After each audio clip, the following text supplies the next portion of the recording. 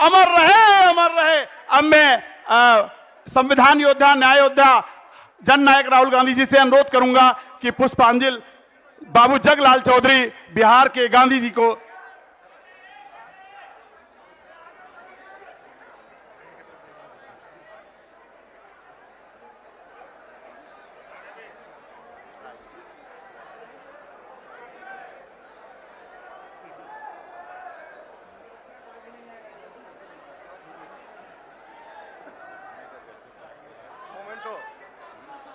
Memento थोड़ा जल्दी से।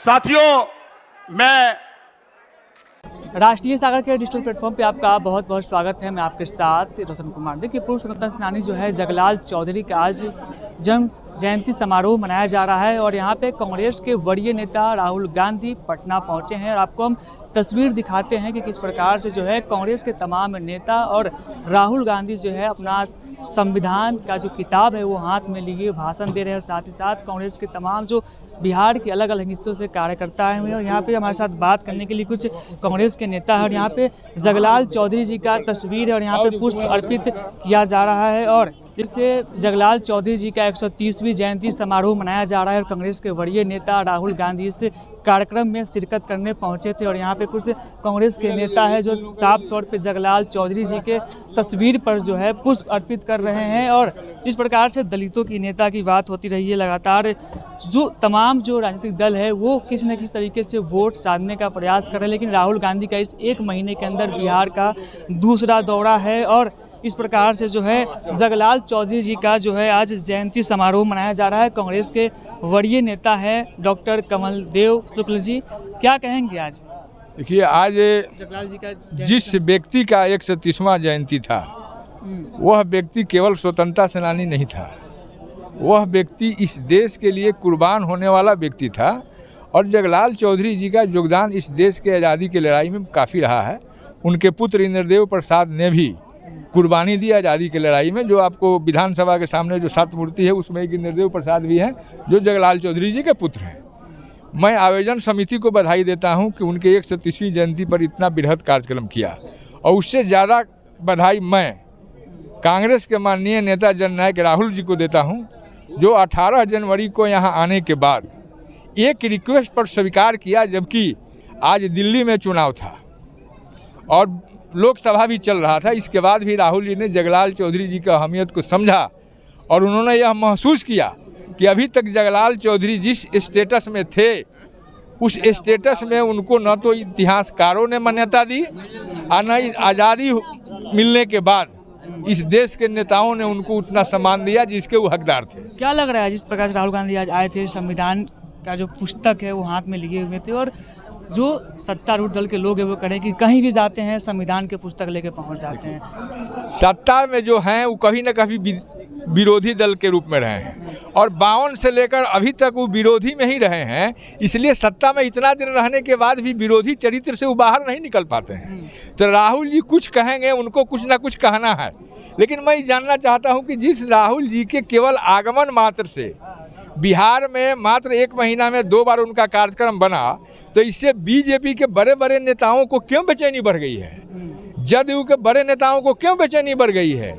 यह साबित करता है कि राहुल जी के फ्रीक्वेंटली बिहार आगमन से ये सारे जो एनडीए के सरकार यहाँ है उसके बड़े से बड़े नेता भयभीत हैं कि कांग्रेस अपने पूरे स्वरूप में आने के लिए आतुर है और राहुल जी चाहते हैं कि मैं हर प्रदेश में कांग्रेस को अपने पैरों पर खड़ा करूं, कांग्रेस को मजबूत करूं, बशर्ते कांग्रेस के सभी स्थापित नेता इस संकल्प के साथ अगर खड़ा हो जाए राहुल जी के साथ, तो देश में पुनः कांग्रेस की तूती बोलेगी और कांग्रेस जो है काफ़ी मजबूती के साथ आएगी। और राहुल जी ने जो संदेश दिया आज के भाषण में, यह पूरा आईना दिखाया शासन को कि तुम जो कर रहे हो कि दलित की बात करते हो, आदिवासी की बात करते हो, पिछड़े की बात करते हो, अति पिछड़े की बात करते हो, किसी भी जाति के गरीबों की बात करते हो, लेकिन तुम काम केवल अमीरों के लिए करते हो। और इसको राहुल जी ने अपने वक्तव्य में कहा और हर जगह ये बात को कहते हैं। राहुल जी के आने कांग्रेस के कार्यकर्ताओं में काफी उत्साह बढ़ा है।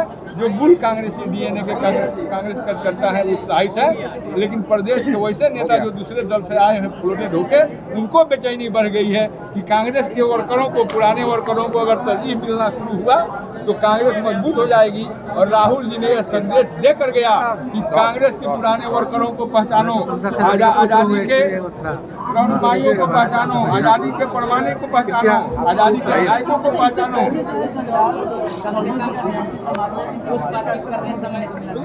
जगलाल चौधरी जी का कार्यक्रम विगत 25-30 वर्षों से ये लोग मनाते हैं और व्यापक समय के हिसाब से सब बदलता है।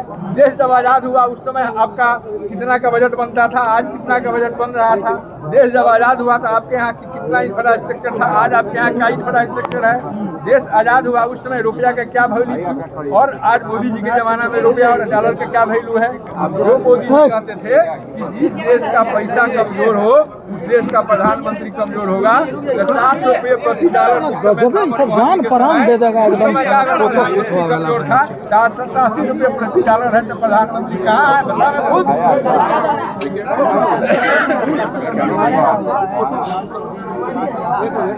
फोटो खिंचवाने के इतना नशा है यार, एकदम धक्का मुक्की करके। राहुल जी सत्ता की जरूरत होती, प्रधानमंत्री बन गए होते।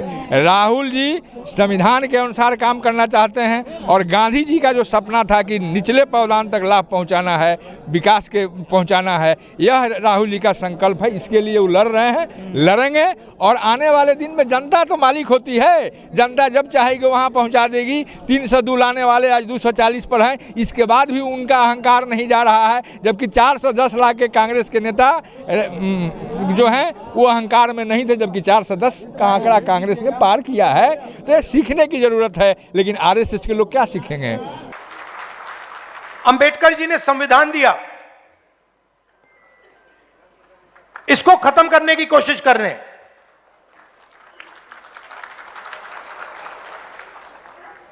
जो आपको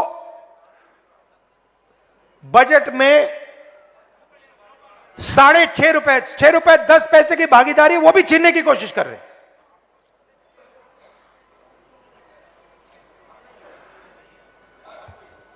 तो मेरा कहना है कि रिप्रेजेंटेशन की जगह है, मगर रिप्रेजेंटेशन जितना ही जरूरी पार्टिसिपेशन और भागीदारी।